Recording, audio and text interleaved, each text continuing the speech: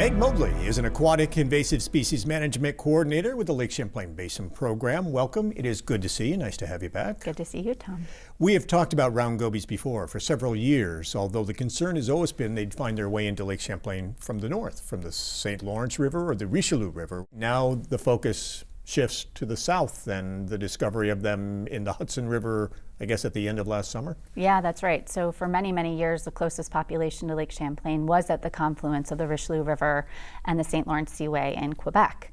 And so we have been watching that population and concerned about it for a number of years. But unfortunately, Round Goby moved rather rapidly through the entirety of the Erie Canal System over the course of a few years and were discovered by USGS New York at the confluence of the Mohawk and the Hudson Rivers last July. So that last summer, early fall, really started to raise concern in the Lake Champlain Basin about the threat of that population moving north into Lake Champlain. So we don't know if they're in the Champlain Canal yet. We don't have the answer to that question. I don't think that they are there yet. What our first step has been, our Lake Champlain community has a rapid response task force, and the first thing that we did was start looking at economic and ecological impacts of Round Goby to Lake Champlain. And in order to be able to say more about when or where they are, we tapped some of our existing rapid response funds to engage USGS New York to expand their early detection monitoring using environmental DNA, as well as trawling between the confluence of the Mohawk and the Hudson and all the way into Lake Champlain. And we are pursuing that early detection monitoring with USGS New York as soon as the ice chunks stop flowing through the river. And so that'll happen over the next several months to try to determine where exactly it is. Exactly. So we'll start looking for it. And right now, there are efforts going into developing a Round Goby specific response plan. So if found here, then certain action would be taken. So we're going to ensure that we're fortifying our watercraft inspection and decontamination programs. We are launching a really large outreach effort to anglers about bait bucket introductions, and we need folks to be able to know how to identify them, where to report them, and how to dispose of them properly. The DEC, one of the steps the DEC is going to take is double draining at least one of the locks. Is that a proven method, and is that a good step? Yeah, we hope so. I think that there are efforts underway right now to evaluate those methods. I think there is a little bit of uncertainty about how effective that control method could be. And I know that there are other types of methods that are being considered. New York State DEC and Canals mentioned a limited locking schedule. So hopefully that would also limit the number of times or opportunities if a Round Goby showed up that would have to move through the system. And I think a few other stopgap measures are being pursued. The challenge here is now we're dealing with one specific small benthic fish that could have really significant impacts. Is why everybody's so concerned about protecting Lake Champlain. But the long-term view here is to really pursue an all-taxa barrier approach at the height of the Champlain Canal. And the height of the Champlain Canal is between locks 8 and 9 in the Fort Edward, Fort Anne area. Mm-hmm. And so if some barrier could be achieved at that watershed boundary, that would prevent, hopefully, the next bad actors that might show up, like the quagga mussel or the snakehead or the Asian carp or the hydrilla plant, that we would be prepared. It would address all different types of taxa. And these types of barriers work in other spots around the country and in Canada. They are an effective way to stop invasive species. Yeah, I think there have been a number of barriers that have been installed in different systems. Some have been specific to sea lamprey and tributaries to the Great Lakes system to protect other lakes. A few have been for Round Goby. Many of us are familiar with the Chicago Sanitary Ship Canal and their electric barrier to try and prevent originally Round Goby, but then Asian carp from moving between the Mississippi drainage and the Great Lakes system.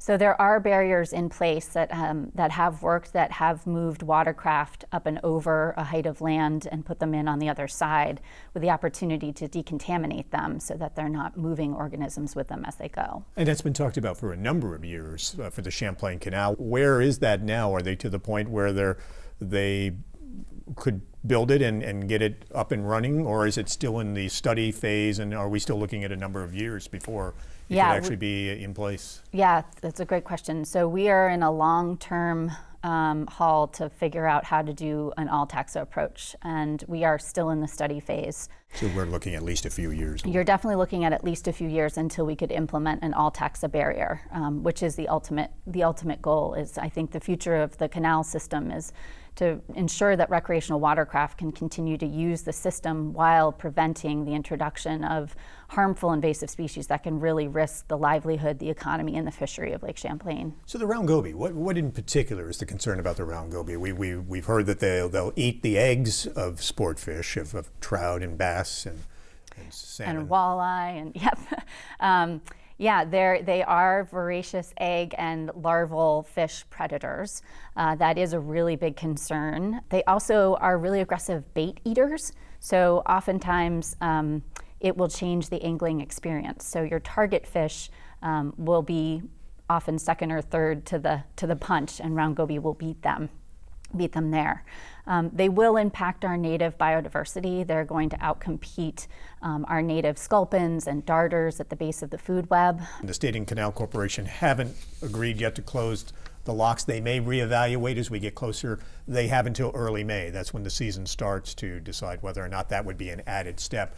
There are a number of groups that are pushing for that. Has Lake Champlain Basin Program added their voice to those that think that might be a step to take? Yeah, I think we're really interested in evaluating the management responses that are going to be effective. And DEC and Canals has proposed a few of them, and I think we need to see if they're going to be effective in preventing Round Goby. The most critical point will be looking at if we can figure out how quickly they're moving towards the canal system and to Lake Champlain.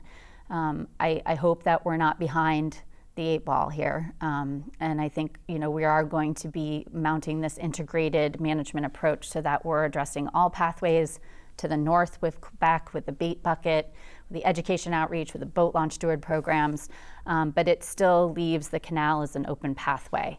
So we're going to continue to pursue that all-taxa approach, and in the meantime, if there's some other technology that we can help identify and implement to prevent Round Goby from moving through the system, we're gonna do that. And we talked a little bit about quagga mussels. We've been talking about them for a number of years. Are there other invasive species that you need to worry about as well that are knocking at the door? Yeah, absolutely. So the number one plant that I am concerned about is the hydrilla plant, which New York State has launched a huge response to. There's a few infestations in the Croton River, in Cayuga Lake, and in the Erie Canal itself, and they've had successful management, but had to expend a lot of resources and time and effort to manage it, and it is moving this way. So hydrilla, if a plant I had to pick, I'm concerned about hydrilla. The fish species are numerous. Round Goby's here, but I don't want to be having this conversation about snakehead or Asian carp or some other invasive fish. And then the quagga mussel. We are fortunate that we do not have quagga mussel yet in Lake Champlain, but they're known to occur in the canal system.